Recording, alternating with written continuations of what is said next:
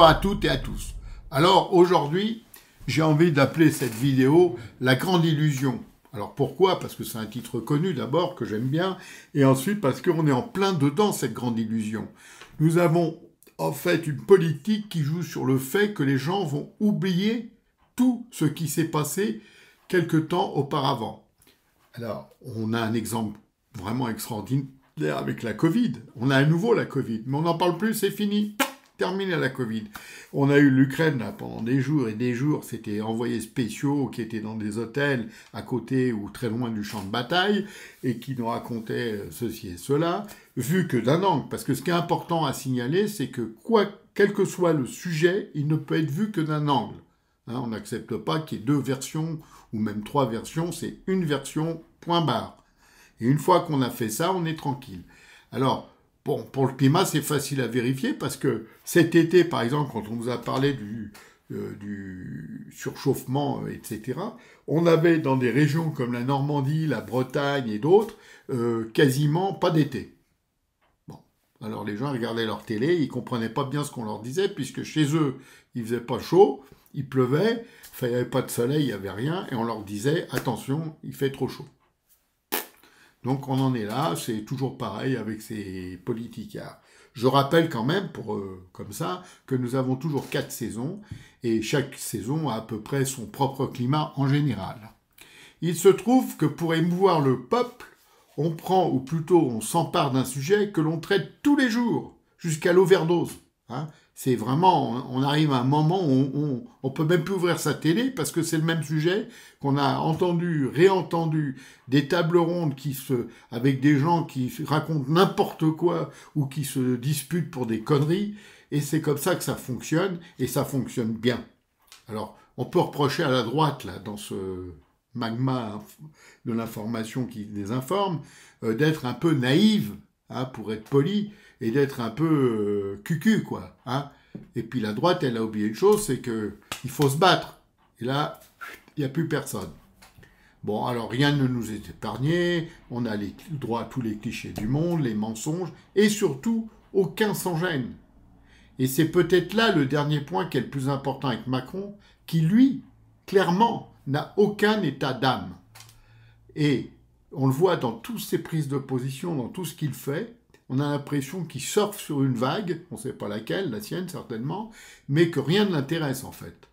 Alors il a un double langage, comme tout bon socialiste. D'un côté, il s'empare d'un sujet en disant on va faire, on va y enfin je passe les détails, et de l'autre, il n'y a rien.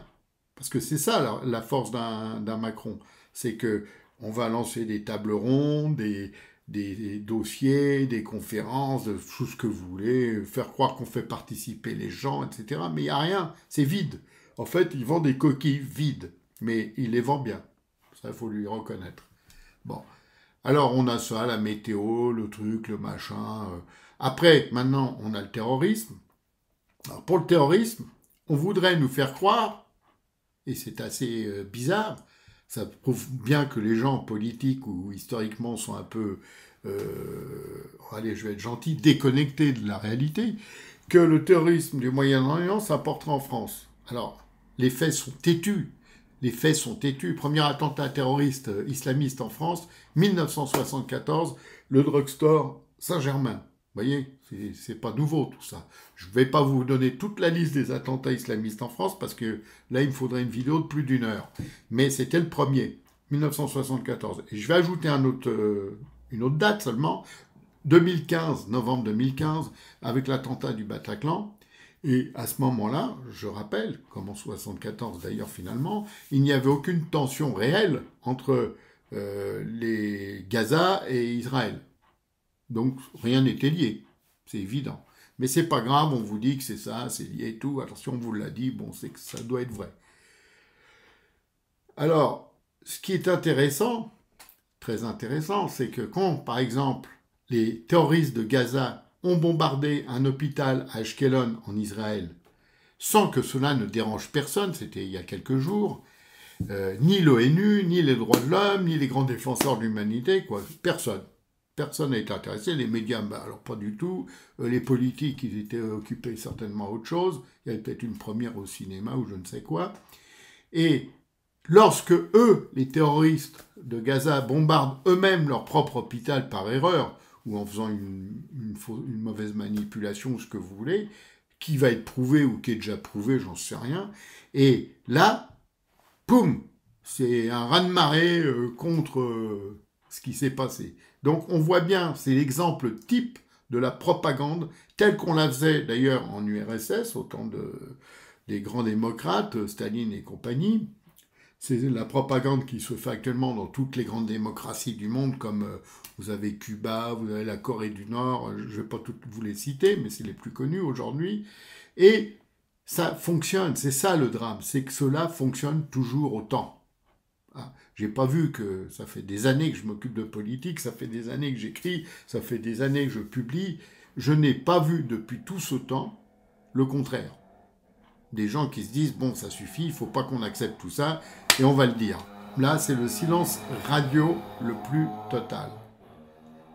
Alors, Macron, donc lui, emploie son double langage en permanence. Ça lui permet déjà de déconstruire la France. Ça, c'est une réalité. Et surtout, on a un exemple encore, là, encore tout récent. On fait un hommage à un professeur qui a été lâchement tué, assassiné par un barbare. Parce qu'il faut nommer les gens maintenant. À l'époque, on disait que on ne savait pas qui c'était. Maintenant, c'est quand même un barbare islamiste. Et ben, on le dit, et puis c'est tout, et puis on verra bien. Et l'hommage donc a été fait. On a recensé 179 incidents dans les écoles pendant la minute de silence. Ça en dit long sur ce qui se passe dans ce pays. Parce qu'on vous dit 179, mais ça se peut, il y en a beaucoup plus. Hein, parce qu'ils recensent comment, on ne sait pas. Parce que vous avez des tas d'écoles où ça ne remonte pas, il faut le savoir.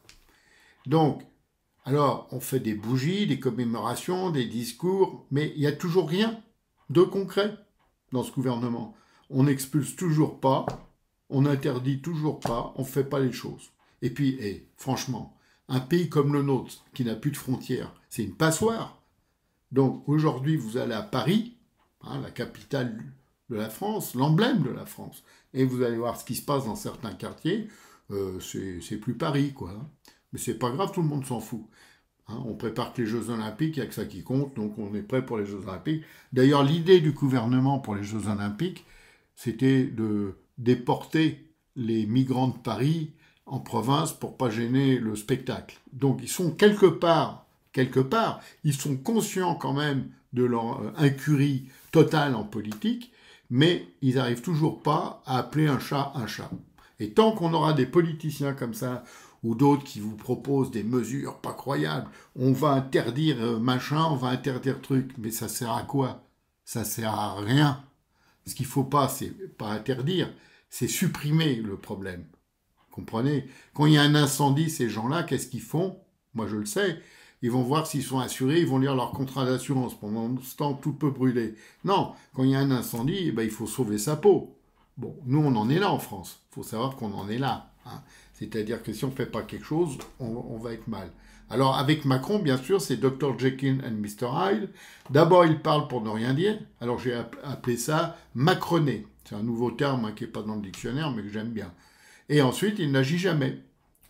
Alors, pour ceux qui ont encore des doutes, parce qu'il y a des gens qui me disent « Non, mais attends, Macron, il n'est pas socialiste du tout, hein, il est à droite. » Alors, intéressez-vous, c'est très, très amusant, à tous ses proches collaborateurs à l'Élysée, les plus proches, hein, et le constat est très simple, il n'y a que d'anciens socialistes reconvertis qui poursuivent dans cette idéologie que j'appelle néfaste, parce qu'elle est très néfaste d'ailleurs. Je ne vais pas vous refaire la liste, vous pouvez la trouver sur Internet, vous tapez cabinet de l'Élysée, etc. Vous prenez les 10 premiers noms, par exemple, ou les 15, et vous allez vérifier leur pédigré, vous allez voir, c'est un pédigré socialiste, du PS, en général. Donc, on en est là.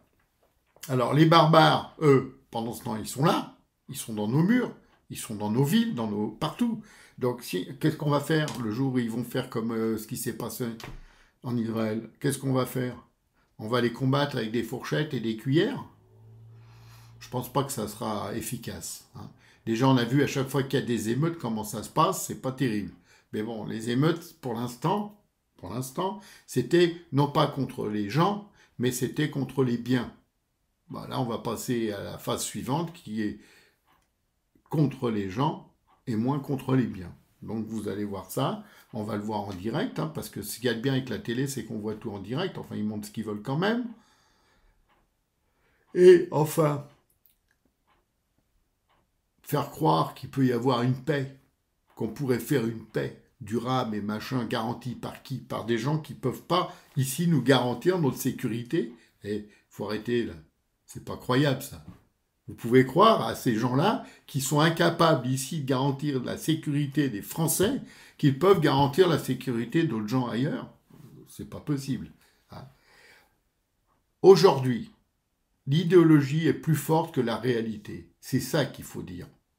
Et cette idéologie, nous assistons à la fin d'un monde. Et j'ai le regret de vous dire qu'il s'agit de notre monde.